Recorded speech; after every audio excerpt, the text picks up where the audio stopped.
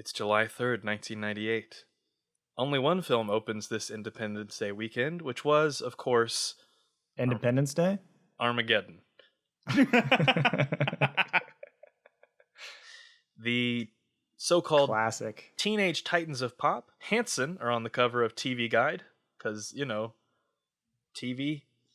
And actor Kurtwood Smith celebrates his 56th birthday on this day, less than 2 months away from the premiere of a new show that celebrates a certain decade.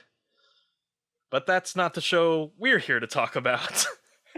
And definitely not celebrate. We got a clip show! Did this woman say yes? We don't know who she is! Armageddon. Wow, Armageddon, it looks like child's play compared to what we have going on this year. If only it were so simple. You could just fly Bruce Willis and crew out there and just. I don't even remember what did they blow it up? No, they drilled into it and they broke it up. That's and blew it up. Yeah. And blew it up. It was all of the above. If we had to give up one Bruce Willis, I think it would be worth it to end this pandemic. I thought you were going to say Armageddon can't possibly hold up to the cutting edge space graphics that we experience in Family Matters at this same exact time in history.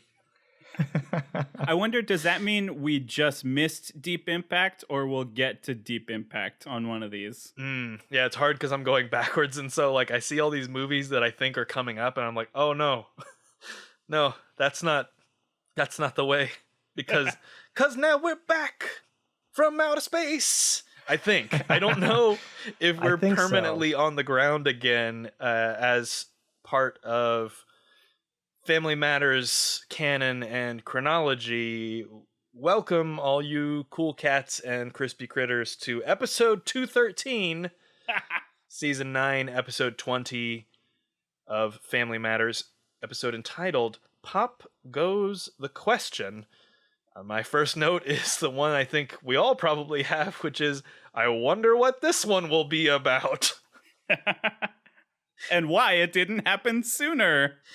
And having seen it, I don't have answers to either of those questions. Or maybe it did. Uh-huh. This just opened. It was just a big can of worms. I got no clarity on anything whatsoever. I keep thinking we're going to slow down, and then it just picks right back up. Although I will say, with each episode, we've only seen 3, but we are starting to. I mean, you can only get more normal when you end the show like that. Oh, Alex does not agree. Look, it's going to take a very long time before this show gets back to what it was centered around, but it's, there are little wrinkles of it, but not still very crazy right now. You know what I don't love is watching a show on Hulu and not knowing if it's Hulu's fault or the show's fault that I haven't seen an opening title sequence yet. Has anyone else seen the full title with the song? Yes. Alex, what's wrong with you? You've broken Hulu. I genuinely don't know, and I don't understand. If they consider it somehow a commercial and they're skipping it for that reason. Like, I've seen a title card, but I have not yet seen the full theme song. I think what they're doing is they're assuming, if you're watching episode 215, like a normal person, they're assuming that you've already seen all the other episodes. And so they're probably just like, fuck it. We don't need to waste this guy's time telling you what show they're watching. You should know by now. Even though they know exactly what I've watched, and I have not removed it from my stuff, and I will not. Well, maybe they're just passive aggressively trying to give you a hint, like, hey, this is not how you're supposed to watch. You don't need to do TV. this. Yeah. You're better than this. We're not even going to tell you what show you're watching. Get it together. This is also some accidental research that I found, but they had like a longer version of the theme song and they pared it down to a shorter one. Yeah. And also the ad breaks are super weird. Super weird. Some of that's Hulu. I thought that's for where sure. Alex you were going. I thought Yeah. you were gonna say the commercial breaks was throwing you off. There's some very weird ones in this episode for sure. So weird.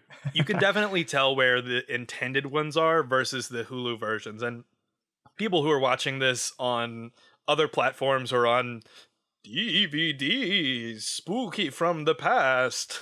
It's available. I checked. I'm starting to. So you checked that. So how did this accidental research of the of the title sequence happen? This happened Curious. before I knew we were doing a podcast about this show. When we were young and foolish and full of a reason to live. No, it's actually because in one of the early episodes, I was looking at the guy that does the theme song for all of these TGIF shows. And I'm sure we'll talk about him when we run out of stuff to talk about. We gotta. It's so fascinating how formulaic and yet distinct they all are. Like you can immediately okay, that's the Full House one, that's this thing, even though they're probably not saying anything about the plot or the characters or the setting or the sentiment. It's just people are happy and they are around and you go to the city and then you sit down, and that's every single one of them. You know that's the theme song now, right? Oh, don't make me do it. Let's just move past this. Let's go to the opening. Can we let's just let Can let's we dive live our into the lives? episode. We gotta Please. start moving on these. We need to keep it going. We apologize in advance. We haven't even started talking about the episode yet. Here it is. It opens in a cafe that is not a coffee shop because it advertises on the exterior fresh fish and espresso, which is a fucking rancid combination. I thought you were gonna say because it has that that arcade game like in the corner there in the background. I didn't Mortal see it. Kombat. Yeah, Is it's just like just one. There's just one random just arcade game just hanging out in the corner. Mortal Kombat seems like a risky choice. But it's also very 90s to go to a diner and they have just one machine For that sure. they try to entertain all of the kids on at the same time. Jason's Deli did it with ice cream. You say you didn't catch the arcade. I didn't catch that sign. So Yeah, it was only when they showed it, I think the exact same exterior shot later in the episode, but there's a sign that just advertises that they have fish and they have coffee. And that's what you come here for, and you fucking like it. fuck your fish and chips. All right, That's right. fish and coffee. That's what we do around here. And we're at this fish and coffee place because Carl is meeting a fellow cop, William, who he calls William and Willie pretty interchangeably, but on IMDb I think is only credited as Willie. So for what that's worth. I didn't catch that. I only heard him say Willie, and that's what had me thinking. Is this his first? Like maybe is this a friend? Is this Carl one of Carl's friends? Like outside of the home, maybe we met Carl's first friend. You know, I don't know. We did meet his superior in the previous episode, the, I think, commissioner of Chicago PD. I don't know who would want to be that guy's friend, but Not his wife, as we found out. And probably not one of his sons. Don't. Just don't. yeah. So we can't go back there either. There is, I'm just forking with you. There is a obligatory... Oh my god. Oh god. You just couldn't help it, could you? Much like the writers of this episode who felt it absolutely necessary to put a donut joke into this scene because number one, it's a cop, and number two, it's a fat guy, and if it's a fat cop, he's got to be eating donuts. You know he it. be eating donuts. Do you get it? Do you get it though? Oh, The boy. crazy thing is, it's from the other cop, who is like, right? I guess average sized, so it's just about being fat, which seems way worse now. And he's the one dipping fish in his coffee. Oh shit. Well, I mean, that's what you go there for. He does refuse a coffee refill later in the scene.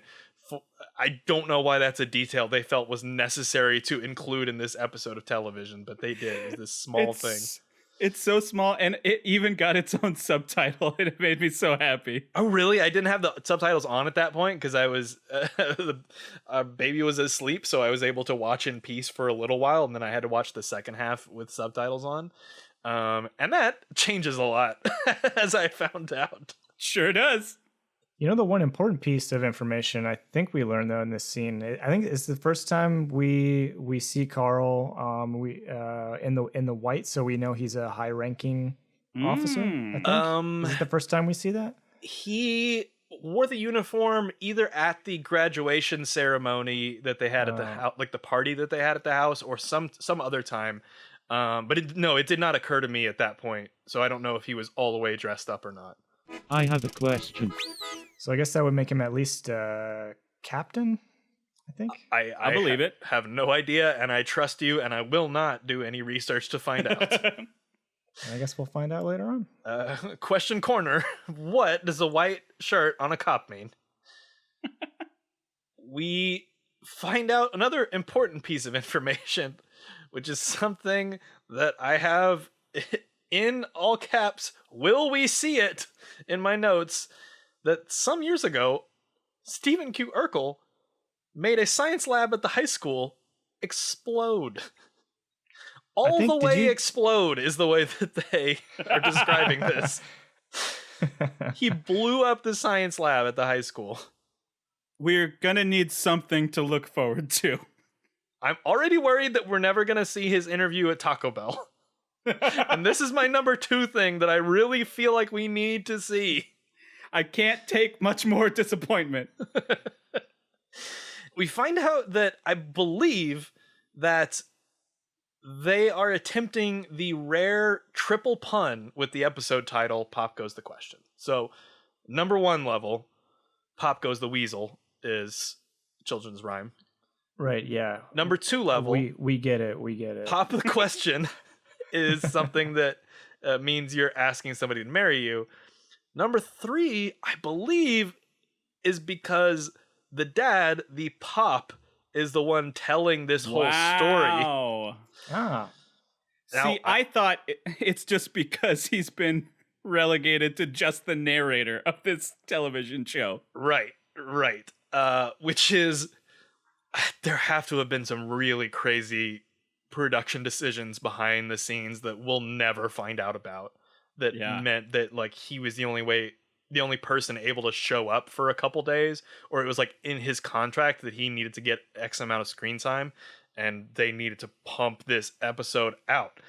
So it's clear that he is going to be narrating this episode, which makes me immediately worried. Especially when he tells Willie straight up like, "Hey, Willie, this is my story." Yeah. Willie's trying to make it about him. I don't even remember what Willie just interjected, and Carl just said, "No, this is my story." He went on it's not your time. His wife only loves him for his piano. Oh, we'll get there. Oh, right. I thought worst fears were confirmed. They get worse as it goes on. Flashback lines begin appearing across the screen. Yes. And we are going back to a flashback that I believe... You don't know. I believe this first one is original footage to this episode. I don't we know. Can't know yet. There are so many flashbacks in this episode. I'll say it now. They pull off the rarely attempted flashback within a flashback in this episode. There's definitely stuff that takes place in prior seasons because like the kids are so much younger. It could be first season stuff like these. But it makes me wonder though how much of it we actually see though.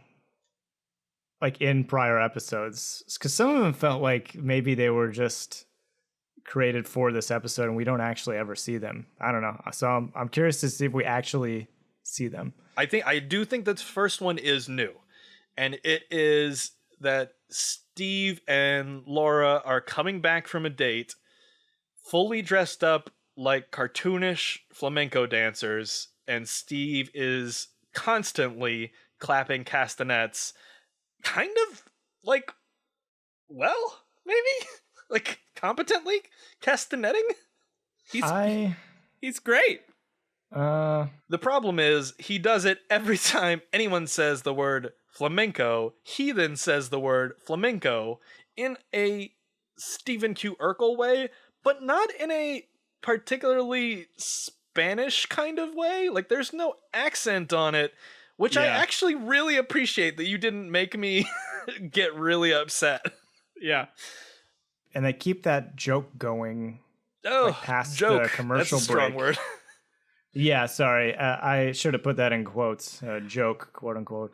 I did notice that on the classic third time they do it, and it's the act break, Laura is straight up breaking because she thinks it's so funny that he's doing this dance. Yeah, I do think that she's actually very entertained in the whole scene. She also almost loses the flamenco shawl that she's wearing at one point, and they apparently do not believe in second takes on this show. Like, in the last episode, 3J almost flubbed one of his lines, and they left that in. And this one, Laura, like, drops her shawl and, like, picks it back on her shoulder and is laughing throughout the take. They leave that in the episode. Season 9, baby!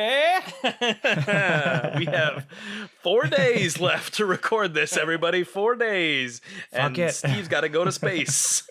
It's good enough. Just fucking keep going. Here's my biggest question corner for this entire episode.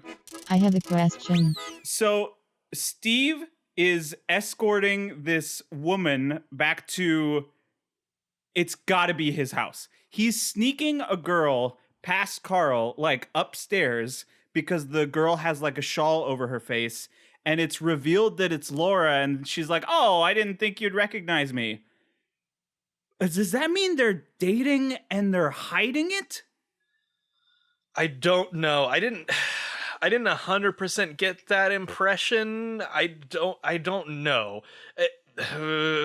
It's hard because, Well, who else would it be though? Is like, well, it would be some fuck ugly person that would date Steve Q. Urkel. Like, Carl doesn't expect that it's gonna be his beautiful daughter. Aren't they at the Winslow's house? Yeah, they're at the Winslow's house. So like, who else would it be? We find out.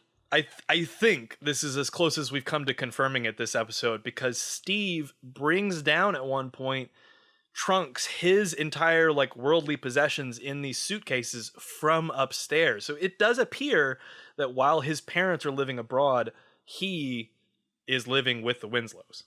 Do you know what that means? It means it's time for our brand new segment, Answer Corner.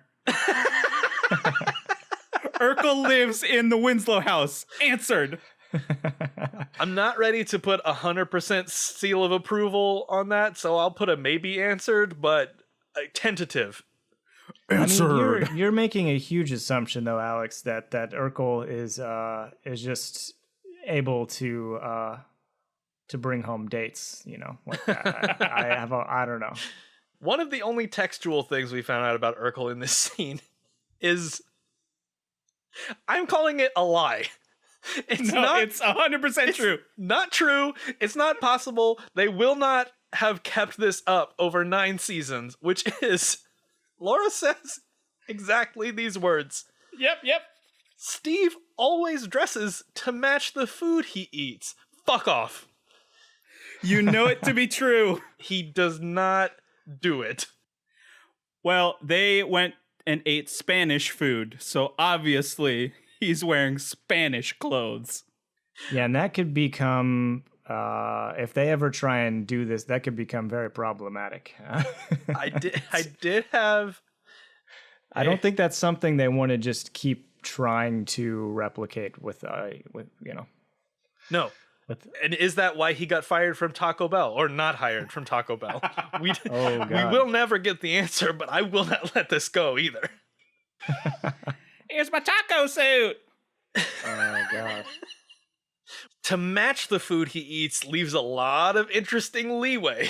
Sure does. Well, if it's Taco Bell, you could just dress as a giant bottle of Pepto. It would be most appropriate if you're going to a Taco Bell, if you're trying to match the food that you're eating, you need to dress as sawdust. That is the technical majority of the meat that is in the Taco Bell meat, and you need to accept that if you're going there. And I do, and I'm fine with it. It's extra fiber, and I need that. Going through the drive-thru after we record. I know where I'm going when we're done here. We know from the last episode that Steve eats chocolate cake with Spam on it. Does he dress to match chocolate cake with Spam, or is that just how he always dresses? Yes, it is. Steve Urkel is the human equivalent of chocolate cake with Spam on top. Answer corner. Bam, bam, bam, bam. Answered. There's a weird cliffhanger on Hulu that goes to commercial because Steve is dancing. I don't think that that's in the original episode. But it does make me think that Carl has been shining his shoes for like 30 minutes. Yeah. It's been a decade. He's been doing that. He's going to have the shiniest shoes. And it feels like a decade that they do the next bit, which is Urkel telling Carl that he has some news, so Carl needs to stand up. What happens when Carl stands up? You're really going to need to sit down for this. That was such a, like, you know, they always tell you to try not to insert your writing into the episode or your... Like the blocking? Yes. I feel like the writers were trying to be meta there. They were trying to, like, poke fun or highlight their frustrations of, like, having to have characters, like, in a certain... Oh, you think this was their protest? Yeah, against it's the couch format, the 3-camera... Yeah, that's interesting. I just kind of just felt the writers in that exchange. I mean, these guys have been writing since one of them, like, at least the middle of Happy Days. So they're probably pretty fucking tired of the 3-camera on the couch setup. I got tired of it too, especially because this joke tracks out for 2 whole minutes. Jesus Christ. Also, in the predictable jokes category, Carl smashes the castanets, and Urkel has a backup pair. No. They do refer to him as Stephen Q. Urkel in this episode. He might refer to himself as that, which is way weirder to me. What if it's a Simpsons joke and his middle name just means to line up for something? Oh, Jesus Christ. It's possible. It's very possible. Or that it's CUE. I haven't looked it up on anything, and I won't. We need that to be pure. You say you won't, but you will. I won't. If I do, it's by accident, and I'm so good at forgetting. Because I drink a lot. Of water. You drink a lot of water. He's very hydrated. Flushes the information right out your brain. Maybe the weirdest thing in this whole episode, full of weird things, is the 10 seconds in which it's still Urkel's voice, but he doesn't give any weird presentation to it. He doesn't do any, like, funny words. He doesn't say it in a strange way. He just out and says, "Can I have your daughter's hand in marriage?" And, like, there's no laugh track, there's no reaction whatsoever. It's played 100% straight, so much so that I almost missed it because it seemed like an unimportant line because there's no emphasis to it whatsoever. Right. And my guess is they didn't want to step on Carl's laugh. That's the thing. I think they wanted to emphasize that probably. So that would be my guess. They flip it so that Urkel becomes the straight man because the rest of this whole scene is Carl thinking that this is a joke or that Laura Lee will be so disgusted by this horrific monster, this spam on cake of a human, that she will outright say no immediately. And honestly, we don't know. So who knows? Well, we know in the next episode that they're engaged. We have no idea how she feels about him prior to this episode. What version of prior?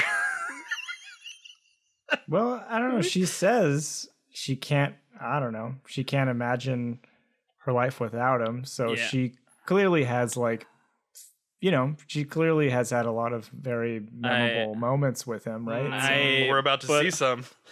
But are they positive, or is this just them cramming? Yeah.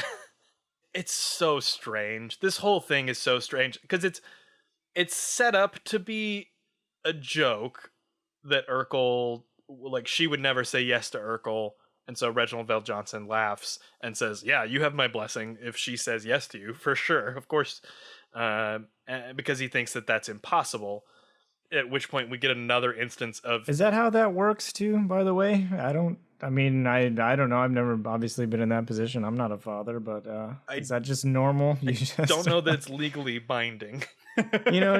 Just fucking go for it. Yes, even though they're not going to say yes to you. So knock yourself out. I don't know. It seems a bit odd to just play that, to risk that. But when I talked to my current father-in-law, at the time future father-in-law, I said, I think reasonably, I'm not going to ask for your permission because she's her own person. She's going to make her decisions. But I would like your blessing if you would like to give it. Yeah. And his response was eventually, we're cool. But before that, it was, you have a very romantic vacation that's scheduled in a couple of weeks. Why are you not asking her then? Why are you asking her sooner than that? That's a bad move in the romance department. And I said, make an interesting point. Well, you're doing bad. I mean, there was nothing but, bad in the romantic department for the proposals, plural, that are in this episode. Well, and it's not even, it's more plural than plural. Yeah, it just does not get any more lackluster than we'll get into it. Well, we're not quite there yet. Yeah. We flash forward back to the diner. Coffee and fish time. And Carl explains that his daughter, who he has just given someone else permission to propose to, has been in a committed relationship for 3 years. This was so fucking crazy. I was like, okay, first of all, they're only engaged for a week before the finale episodes, and now we find out she's seriously dating somebody. She's dating somebody else. She's been dating this person. Maybe it's off and on. We don't know. He doesn't necessarily say, but they've been going out at all for 3 years. And, of course, the person that she has been dating, this is one of the few things that is so within the conversation about this show that there was no way that I avoided it, even though I didn't really watch a lot of this. I knew that this character existed. I still don't 100% know how. I've got some questions about that. I can't imagine why. I don't. This is Stefan Urkel. And it's actually this is the exact point where I put on the subtitles, which was good because I saw the proper spelling of Urkel, and I got very close on the first try. I just missed the last E. It is Stefan Urquelle is the appropriate Urkel. Because he's very fancy, he's very smooth, he has one earring, he's doing great. He is a top model. Yes. And that's the thing. That is, so what is Carl? What is Carl? That's the one thing that we know about him. And yet Carl says, oh, he's a great guy. They've been dating for 3 years. But all we learn about him in this entire episode is that he's a model. But he's also rich. That makes a difference. Yes, true. He is a rich model. He's a great guy. He's a rich model. That's all. That's all we learn about him. And he's not wearing glasses, which is the 90s cue that somebody is no longer hid. Yeah, I learned that he's smooth as hell. Oh, yeah, girl. I wouldn't know it from the wedding proposal, but Oh, you take it back. You take it back. I'm gonna... Let's go. Let's get there. If I nuke Disney World at the end of this podcast, it's... well, that's not the one I'm talking about. I'm talking about okay. you go from that proposal Yes. to the real proposal at their house. I don't know which one's worse for reasons I'm sure we will discuss in detail.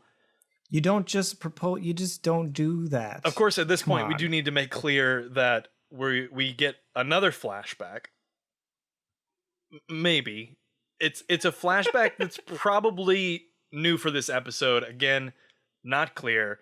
But Stefan Urkel comes to the door for a date with Laura, and he is in a 3-piece suit or tuxedo. I wasn't paying close enough attention to know for sure. For sure, bow tie. He is to the nines and says he is dressed up for a special occasion because every moment with her is special. And we get see, that's off to a bad start right there. I feel like, That's a no from me, dog. Yeah, I'd be out after that and be like, so where are we going? I tell you who's in is this audience, because he gets the astronauts hitting on the head, ooh, and some whistles for Hot Urkel. I mean, I'd be like, where are we going? What fancy restaurant are we going to? And he's basically, we're not going anywhere. We're just gonna hang out right in your living room, That's what she says. Laura is a woman after my own heart. This is just continues to be proved in every episode we've seen. She just seems like the best character in the show, period. And she's just like, I want food right now. And also, I spent a lot of time getting nice for looking how I am right now. You're looking crazy, but I at least look nice. But let's fucking eat, dog. No, let me smooth talk you on the couch for a minute real quick. Because we find out that among the myriad of nicknames that Stefan has lavished upon his lady love over the years, he has one that either through repetition or by explicitly saying it is his favorite nickname for her. Not her favorite nickname. No, that's made very clear. It's Princess, which she does seem to think is cute, and we find out that it's a lot less metaphorical than we thought. Because we got a clip show! I just, at this point, my notes fall to all caps. So much is happening! Because he says, and I quote, "You remember that night at Disneyworld when you were my Cinderella and I was your Prince Charming?" Because he has produced from behind his back, no idea where that he was hiding that in this extremely form-fitting ensemble, a literal glass slipper. I didn't even think about it. There's so much other stuff happening that I'm like, it didn't cross my mind. Well, what you were probably thrown off by is the fact that I was like, don't do it, don't do it, don't do it, don't do it. But they fucking did it. The flashback in a flashback. Oh shit. Apparently, at some point, we are going to get to an episode of this program where they filmed live in front of a non-studio audience on location at Disney World, which probably made a lot more sense when the show was at ABC than when it's at CBS in its final seasons. It's like, hey, remember when we had that ABC money? Yeah. And, Very well, the awkward. Disney connection, right? one of the few places where you could go and film that still in 2020 because for whatever fucking reason Disney World is open. So Well, yeah, everyone in the audience would have to be CG'd closer together and not wearing masks. Although I guess you could just do it with a bunch of people in the full suits, right? Like you could just have a bunch of Mickeys and Minnies because who knows what they're wearing under there. And they've And- got the CGI budget. For sure. They can put a bunch of warped tennis balls in the audience if they have to. Could you imagine a person's face? well, this is the only asset we have. We don't have the budget to make human faces, so we can just copy paste this tennis ball. Can you at least put like a smiley face on there or just anything? No, I'm sorry. Absolutely Nope. not. Every dollar is accounted for at this point. So, speaking of dollars, they're spending the big bucks by shutting down Main Street of Disney for the evening and shooting with a crowd of passersby and a full production whereby there is a parade. Stefan Urkel arrives dressed as Prince Charming and ascends stairs, passing a line of trumpeteers who make no trumpet noise. There is not a Foley nor an authentic noise coming from the serenaders of this special occasion. But we're still playing Someday My Prince Will Come, and I'm like, do they have to re-clear that now that they're on a different network? Or It's a weird question, and I don't know. So Stefan ascends a giant stage. Laura's there in a full princess outfit and sitting on a literal throne. And there's no metaphor here. He actually just puts a glass slipper on her foot and it just literally fits her. And he gives this flowery speech. And I don't use that word metaphorically because he uses flowers in the speech. He says, well, kind of. He says that Laura is the wind that flowers his soul, which is that a thing? not sexy, I don't think. It's not sexy and it doesn't make any sense. It's the kind of generically romantic language that I would expect of somebody who was trying to write anything serious after a career that was made by Laverne and Shirley. and we get a lot more of it in this episode. God, This isn't there's the so only one. much. Ugh. So What I was trying to say earlier is, how do you go from this epic, incredible proposal? oh yeah, because he does propose So marriage. He literally says, "Will you marry Yeah. me?" And she, in front of this giant crowd of people and Mickey Mouse himself, does say yes. Unambiguously says yes. Well, I mean, so many people there. What are you gonna? That's I really wrote that down. Was that it's Right? a lot of pressure. This is not a stadium event. Like there may be more people at a Packers game watching a proposal, but this seems serious. This is sanctity. This is an American institution. You don't lie to Tinkerbell's face. But like, you go from that proposal at Disney World, and then you're just gonna propose to somebody in their living room. Well, we get that. You just can't. You gotta bring your A game. We You get know, that. you gotta step it up. If you're gonna start with that, you can't redo it the way that he did. I was gonna say, how do you go up from there? But the only answer is space, and I don't want to entertain that any more than we already have. I mean, you gotta go somewhere. You can't. He gets an F for that one. Where we go is a flash middle, which is a flash forward from the flashback that was within the flashback. So we're in the more current flashback where they're on the couch together. So what I don't understand, Because science, flash middle. That's that's right, I understand an actual that term. I have no questions about Flash Middles. What I don't understand is why is he proposing again if they had, as far as I can tell, a legally binding agreement to be married? Yes, they probably got like a certificate from Disneyland that's like, hey, you guys know you have to get married now. And he says, Who signs that? Which Jafar. character is it? Goop. Okay. uh-oh. But he said, so we've only got 3 episodes left. So he says this bullshit. At the time, we thought we were too young to rush into marriage, so we decided to wait. And she says, that's right. No, for me, it'd be like, no, at the time, I realized you were a complete psychopath.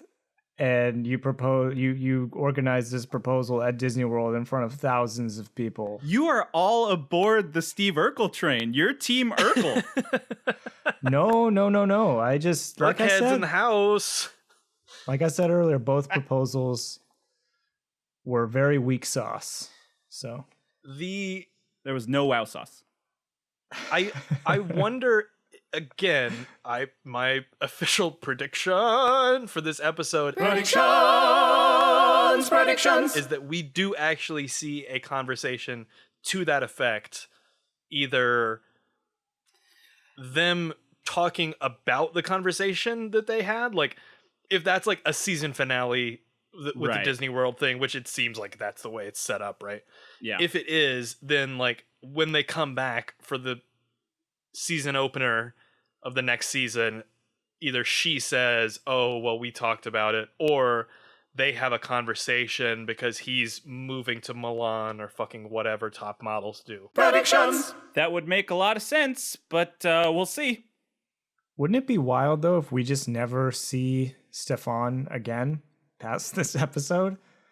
And they just filmed that flashback just for this episode? John, I'll kill you. Is the It thing would be about what pretty you're crazy. saying. I don't know. Part of me feels like we're not going to get a lot of screen time with that relationship 3 years. the rest of the way. I don't know. We'll see. We'll see how it shakes out. I started to wonder, is this like a Sixth Sense like situation? And like, because there's a lot of really weird, like that flowery language parallel. There's the ring presentation. They have identical lines and she has an identical reaction. I was like, oh shit, are they imagining Stefan Urkel right now? For a minute, I don't know why I thought you were comparing this show to The Sixth Sense. I mean, same quality. It's like, no, I don't really remember a lot of flowery language in that movie, but Oh, God. I want to say Sixth Sense came out like it was less than 5 years after this movie. another Bruce after this Willis show. film making 2 appearances today. It's a big up for him.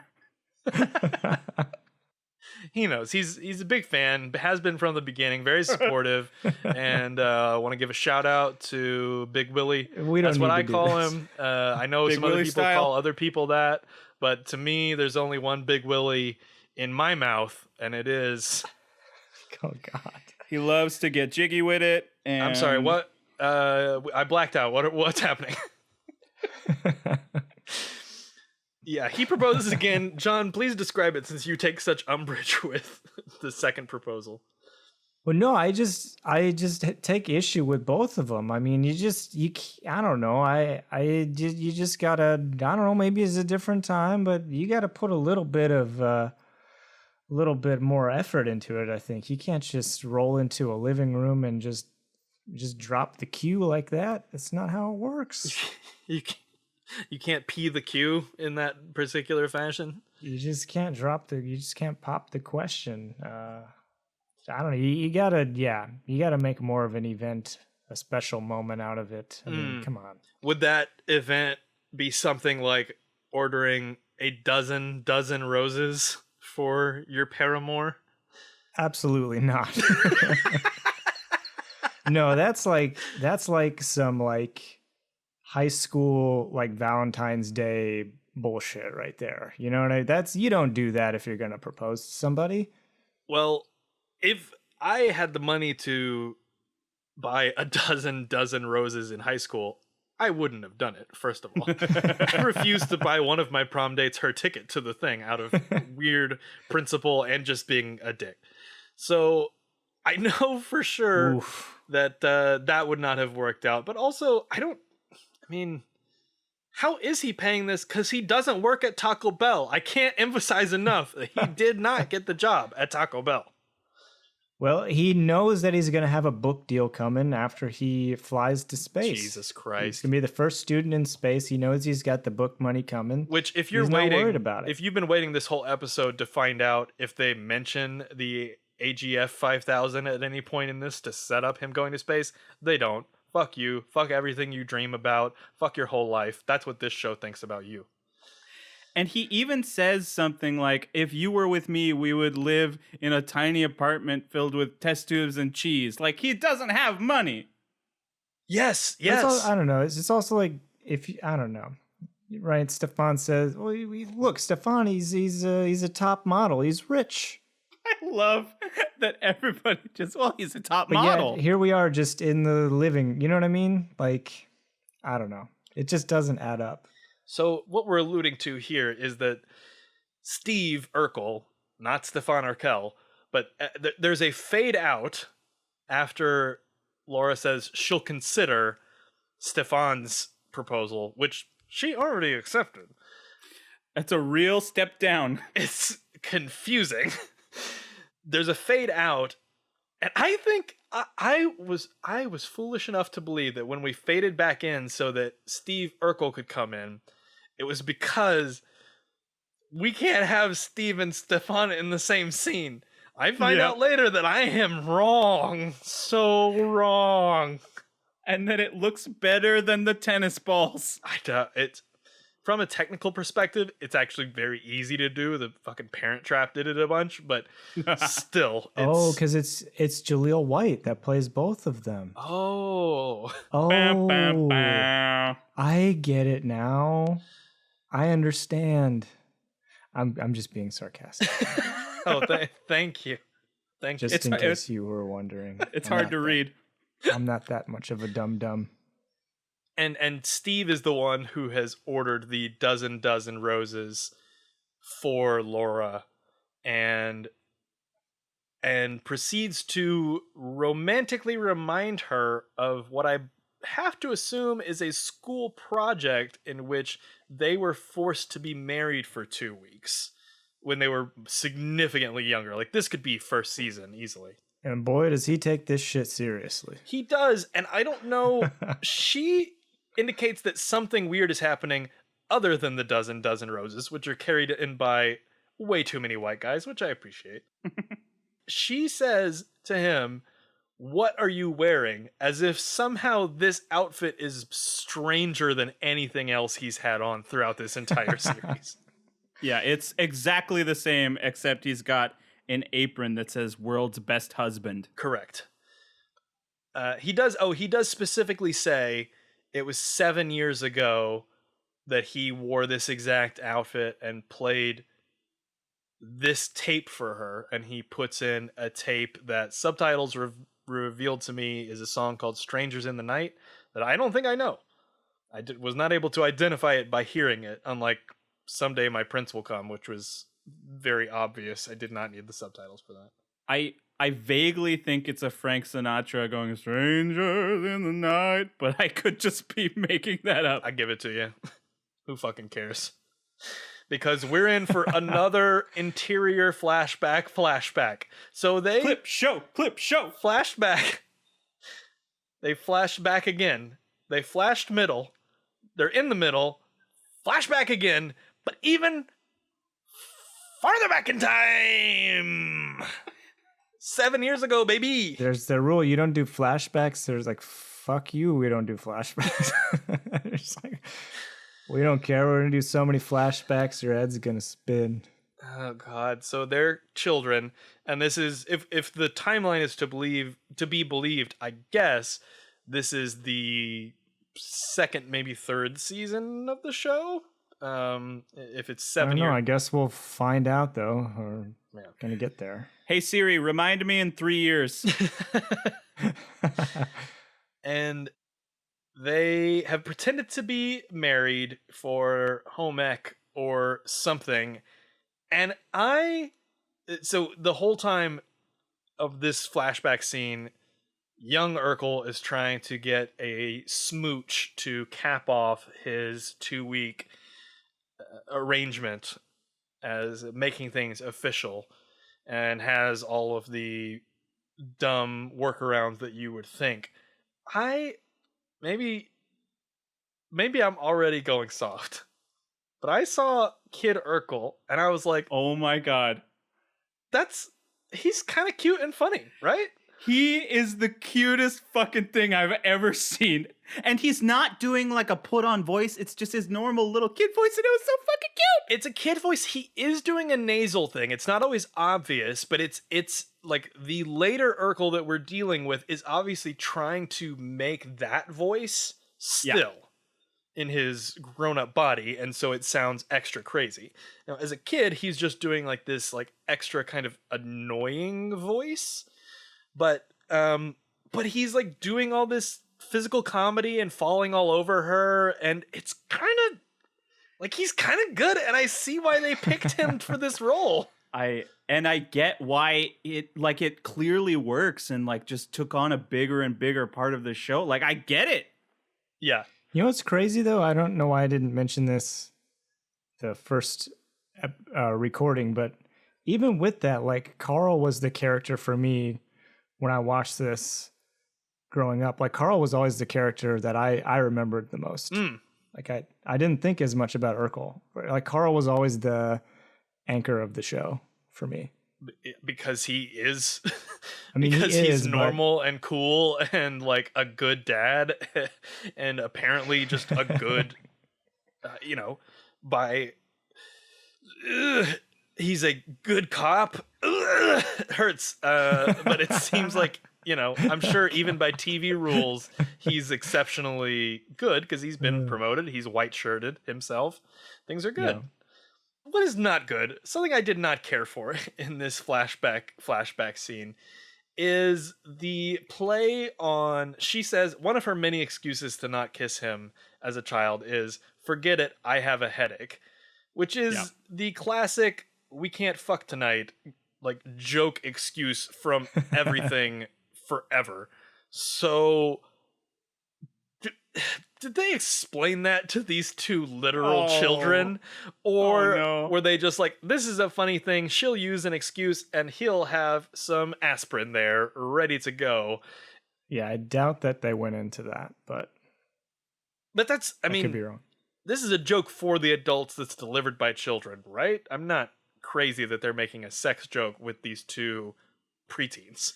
Oh, like a literal, like they're going to have... No, I don't think so. No, I don't think that they're ever implying that those two are going to bone. I just mean, like, this is a joke about adult relationships that they're putting in the mouths of these kids. Don't put anything in the mouths of those kids. That is the official position of Jumping the Shuttle, and we will go down with the shuttle believing that. Urkel proposes... Well, no. He doesn't propose as a young man. He just gives a diamond ring to a girl that he is romantically interested in, which I believe to be illegal.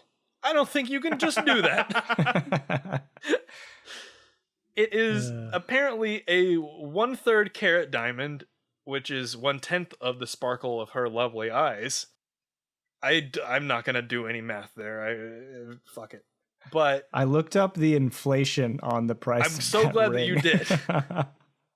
It's about $1,300 in today's money. It cost $800 then. It's about $1,300 now. I'm curious about if that's about right. I think it may be.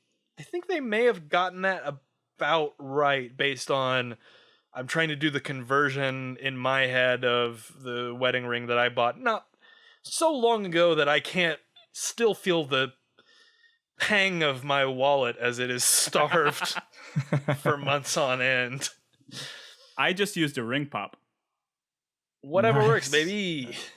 And you say, When this is gone, so is our love. I think I'm gonna do a proposal via this podcast. What do you guys think? Think that'll work out? Well, I am taken, so I appreciate it. I will have to say no, unless you take me to Disney World, and then I'll consider it. You can't say no in front of all these people. I just look over and see Roger Rabbit, and I'm like, I don't consider you a traditional Disney tune, but I trust you. Also, this home ec class, it seems like it's a pretty heavy thing to like just throw on kids, doesn't it? Like, hey, your parents may have not even talked to you guys about this yet, but you're gonna pretend that you're married for a couple of weeks. Why do we assume that these people come from a quote-unquote traditional family where there's a mother and a father and that they're still married, still alive? Well, and you know, who's being paired up in the class, right? Yeah. You know, is it all you know, this heterosexual as we were reminded marriages? So rudely in the last episode, 1998 was not a woke time in this world. But did you guys do the like plastic baby thing where you have to take a baby home and like care for it? And I believe that was paired up for me. No, I mean, what do you need that that for? We had Digipets at that point in time. You know, the same thing. You got to clean the poop up, and that's about it. I mean, if you don't feed the Digipet, it dies. So Tamagotchi, more like it Tamagotch me working for it all the time. Am I right? Oh, I'll be dead tomorrow. There's a very heavy thing to throw on kids at that age, marriage. Well, You know, putting thoughts in their heads of what a marriage is supposed to be, who's supposed to be married to who, all that stuff. Laura is not prepared for marriage because she says that we never will be married to each other. Because he seems to be very into her. She says we never will be. The benefit of hindsight. Were you doing a little Jurassic Park right there? I don't fucking know what I'm doing ever. A little Newman. We get a piece of classic poetry here as well, where Urkel says that he wants her because it's like wanting to touch a star. You know you'll never reach it, which was certainly some unintentional foreshadowing to the fact that he is by far the member of this cast that gets closest to touching a star of anyone, because Urkel goes to fuck his face. Also, that's some like, when I heard him say that, it's like, man, like, you're a kid. You don't need to be saying shit like that yet or thinking shit like that yet. Come on. And I think that's the charm of his character. Like, he's so in love with her, and he's always doing these grand romantic gestures, and it is not working out when they're 12 years old. Also, he says, I think right after that, what does he say? Like, I just wanted to give you this ring, you know, no strings attached, except for the one that's attached to my heart. Yep. Yeah. It's like, well, that sounds like a very important string. So it's really not no strings attached, because if you pull on it too hard, you might kill him. But this is like, I'm gonna be straight up with you. This is like it was emotional for me. These little kid actors are really like, good. And they're like really crying in the scene. Yes. I was like, oh my God. They are good. I have some heavy shit to just put on these kids, though, man. You know what? That show seems like a good show. Can we watch that show instead? We'll get there someday, but or maybe we won't. Well, we are still technically not back in the present yet, because we just flash middle once again to the Steve Stefan split screen cutting edge technology that they fucking went for it. They went for it. I did not think they were. I did not think we were going to get the two of them in a room together. I didn't. Again, I didn't know it was possible, because I did not fully understand the Steven Stefan relationship, apparently. I was thinking much more of a Jekyll Hyde situation, and this contradicts that very severely. That's again, like I used to watch this show. That's what I remember it being. So I don't know if I'm wrong or like it evolved over time and they like split into two people or whatever. Jesus Christ. We'll see. I want a like extreme, like way too graphic American Werewolf in London transformation scene where Urkel splits apart from himself. And finally, the two are one, are two again. Fingers crossed. But no, right now it's time for fresh fish and espresso. What a way to start the day. Because we flash forward again.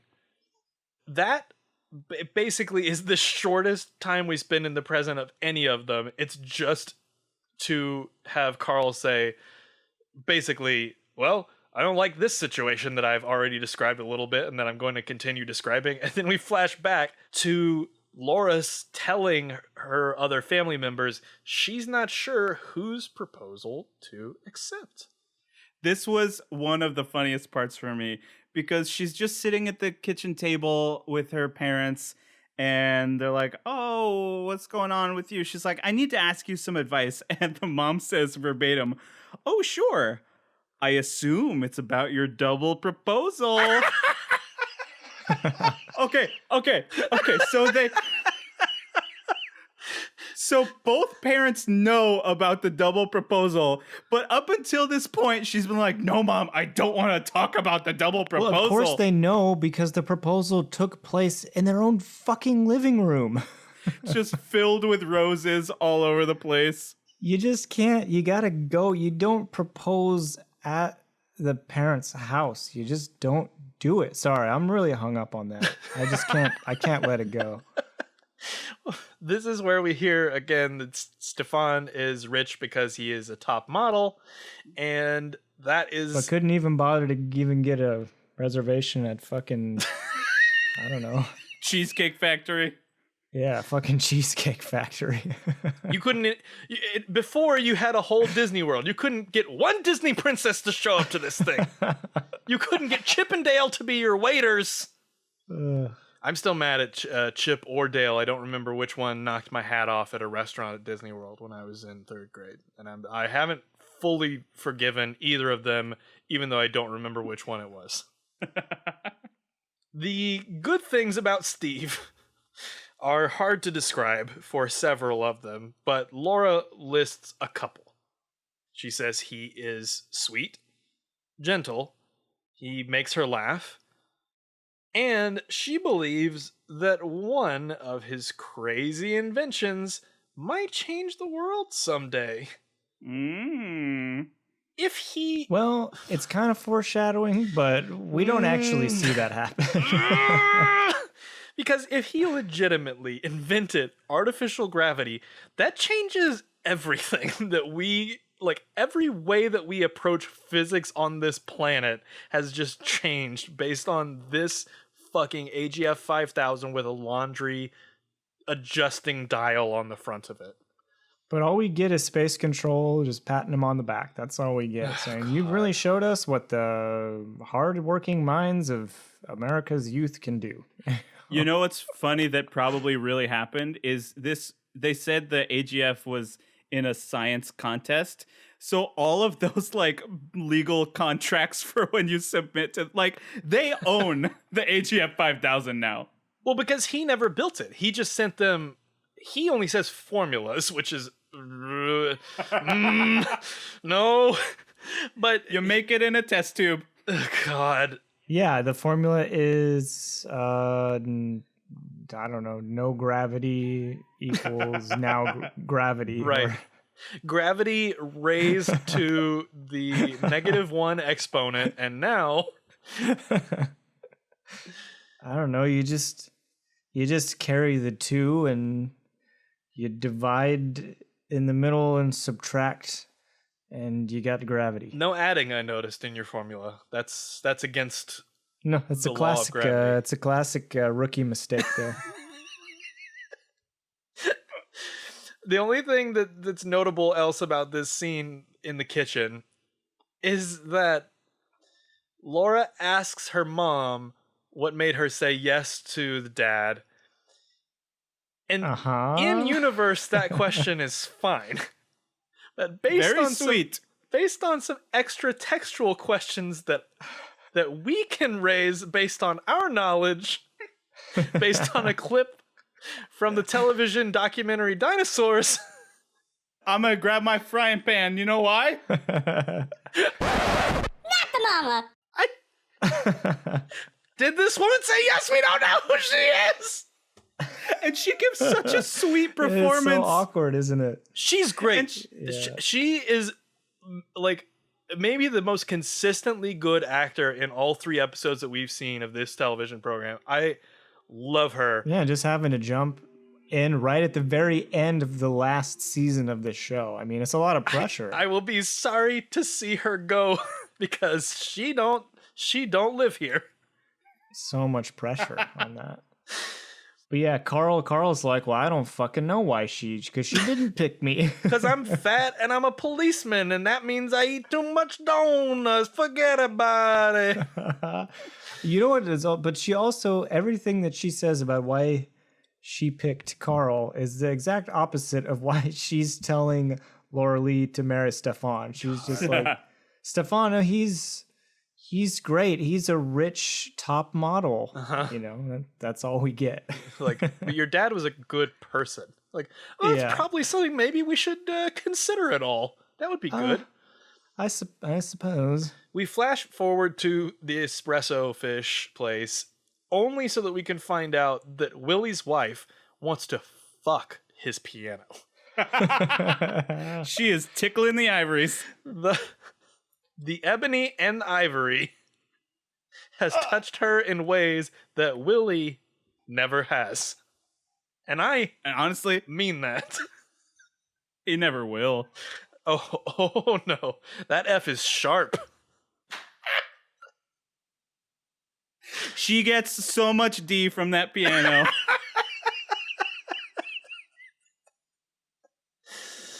It I don't know. is... All the time I was just thinking, where do they live? They have room for a piano. You know, I'm never gonna. Have John, room for I have that, so- another pun. We can't ask real questions when I have to say this is going to be treble for their relationship.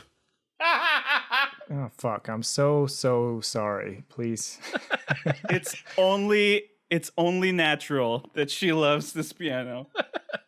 Please continue with the funnies. No, we flash back. It's done now. It's dead.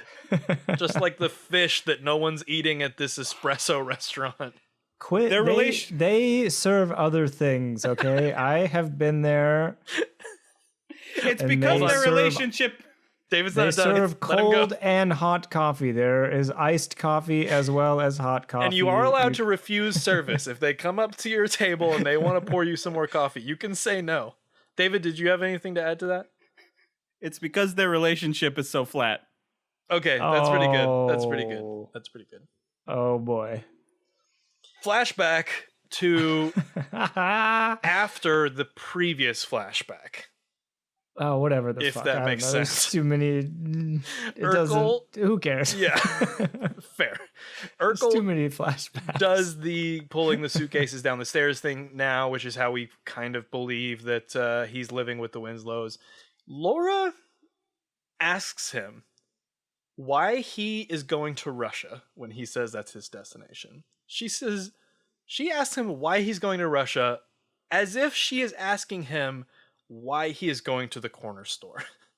Well, the whole moment he's very nonchalantly just bringing these suitcases down the stairs, like when he's just like, He's Huh. like, "Yep, I'm I'm done. leaving, maybe forever. I don't know. Going to." He says, "Forever, maybe longer."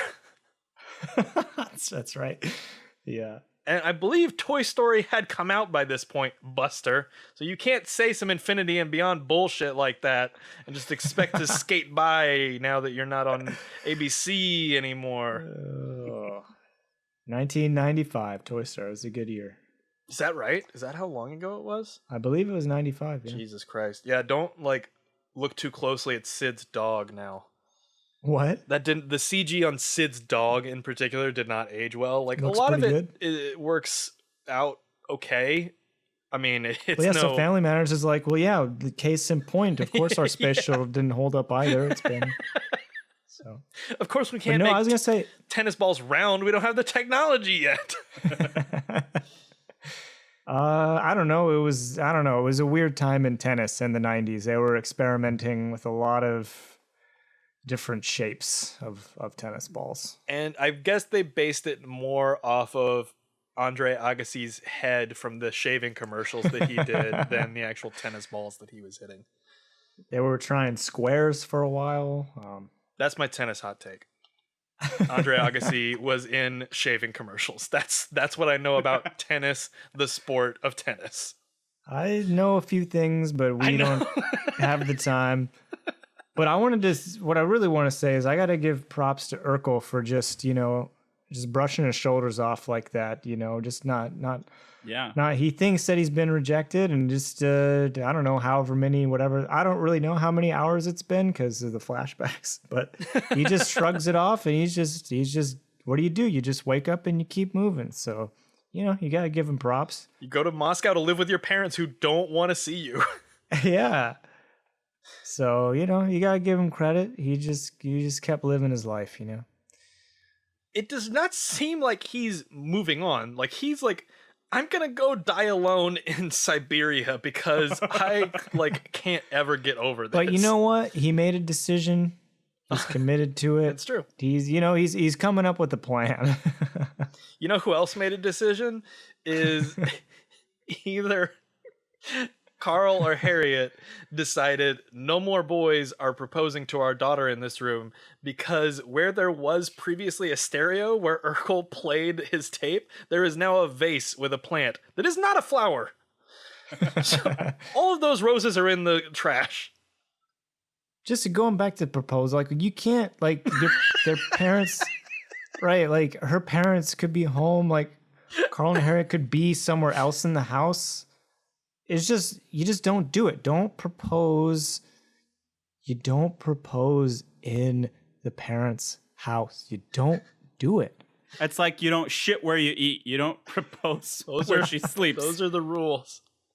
And I can hear the production crew in my ear now saying, well, we didn't have the budget to, this was the set that we had. We put it all into the space capsule. And in fact, when I say the space capsule, I just mean the master alarm sign.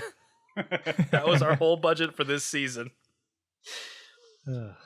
Well, before Urkel is off to Russia, he has a fascinating scale that he introduces to the world that I can't believe did not take off and become the default for ranking all men, which is that Stefan Urkel is like Brad Pitt and Steve Urkel is like Mr. Bean. So I have an important question for you, gentlemen, which is, where do you fall on the famous Pitt-Bean spectrum?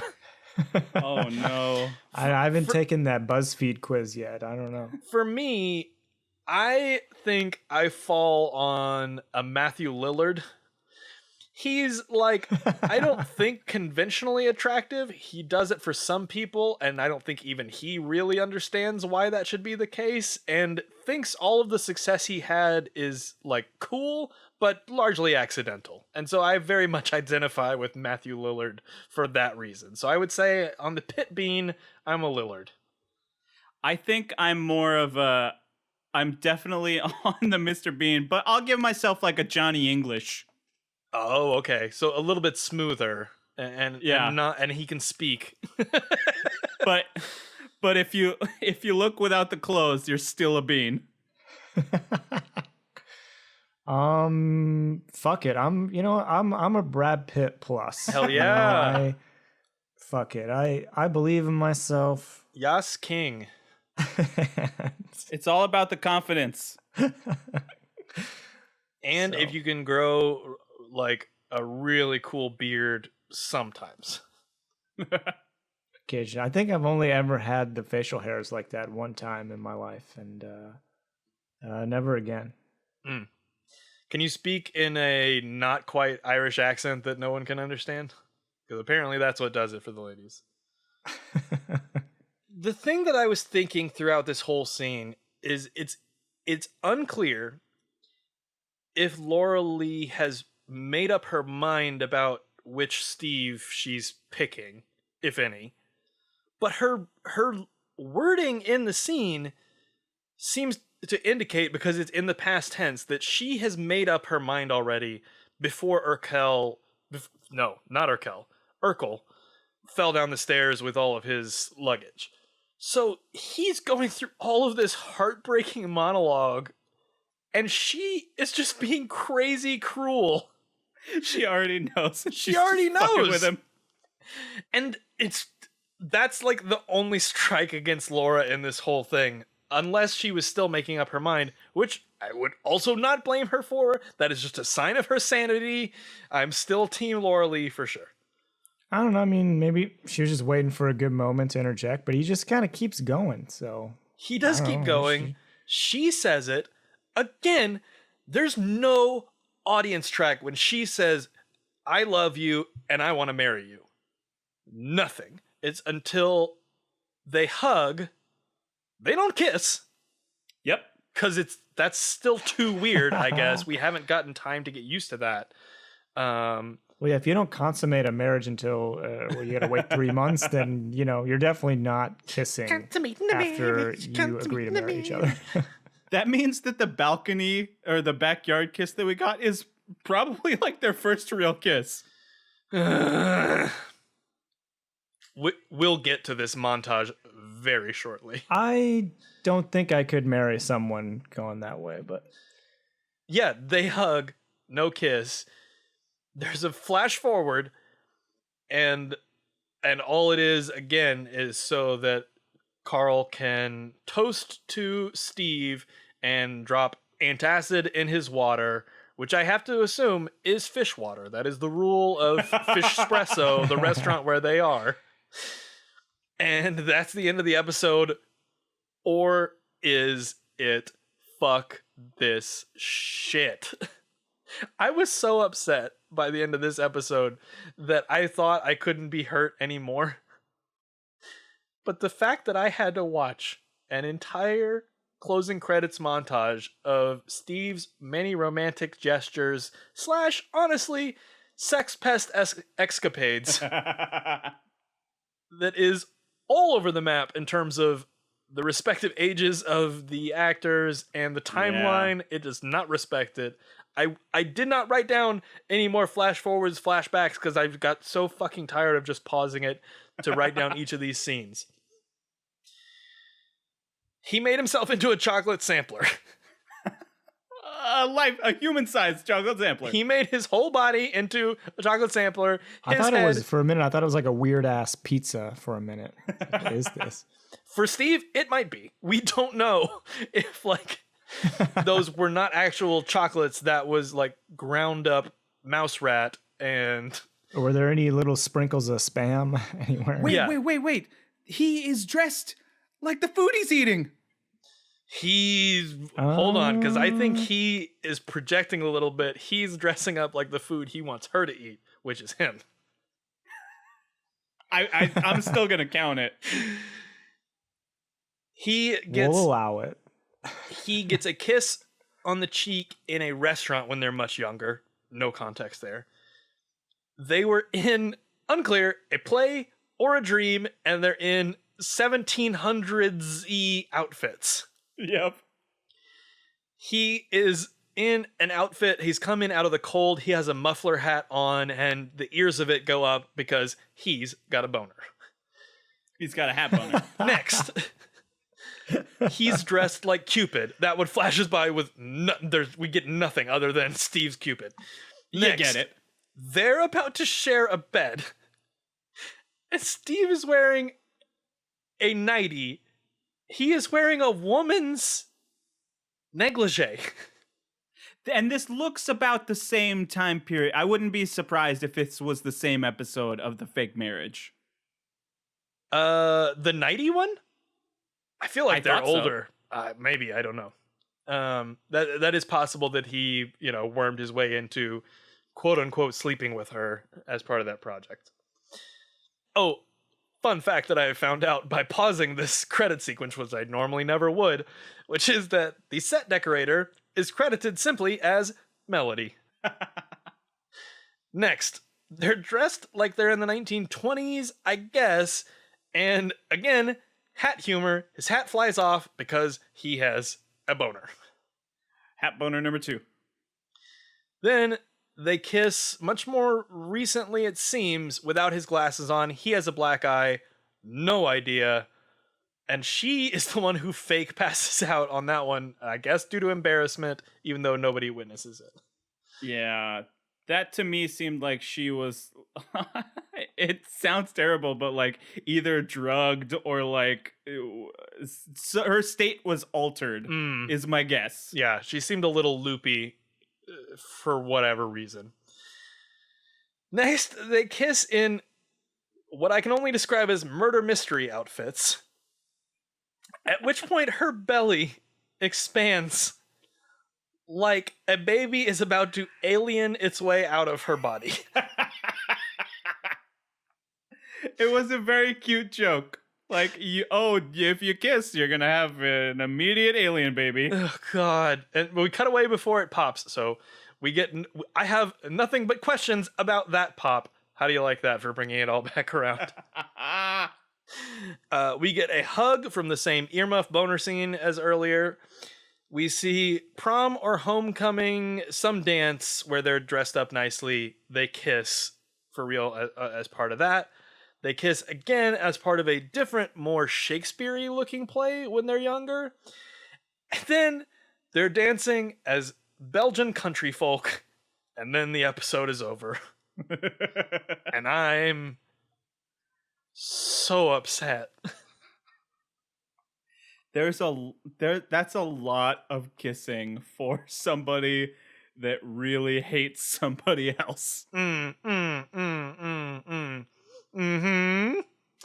It doesn't check all the boxes of consent that I would use in my current life. But, the 90s, the swinging 90s, it was a different time. Things were different back then. And we're out. The only further follow-ups here is that Willie is played by an actor whose name is Marlon Chopper Young, which, fuck yeah, dog. That's so great. He is still acting today. I hope we see more of Willie, He seems really cool. He was, based on his IMDb credits, he will appear in other episodes. We will see more Willie. Yeah, he was. Even the supporting characters are really good. Yeah, he was cool. He has a wife who wants to fuck a piano. Will we ever see her or the piano? Probably not, but I'm excited. He was in a short last year called The Man Who Sleeps Backwards in Time, which is shockingly applicable to our life and our interaction with Willie. Ooh. And his Wikipedia page, if you're wondering, absolutely links to his now barren MySpace account. And I salute him for it. Nice. Technically, MySpace does still exist. Let's shout out some socials that are more relevant to 2020. Although, by the time anyone's listening to this, who knows if the internet will even exist anymore. People are burning this onto Laserdisc. I don't know how society will collapse. It's a fun experiment every day. So, in the meantime, track it all with us. I am that Alex D on Twitter. And you can also get at the show at Jumping Shuttle on Twitter. David Kinney, where can the people find you? At DAK577. And John is monitoring our email address, which is... I don't know it yet. Do I need to send you the login information again? Do you have the login for the LastPass? Do I also need to send you that? I do. I have everything. Okay. I have all of the information. Jumping the Shuttle at gmail.com. It's pretty simple. It's the name of the show. Twitter's the only one that had to make it complicated. Not because it was taken, but because we didn't have the... It doesn't allow that many characters, because Twitter is the enemy. That actually feels true. I said it as a joke, but I feel like it's real.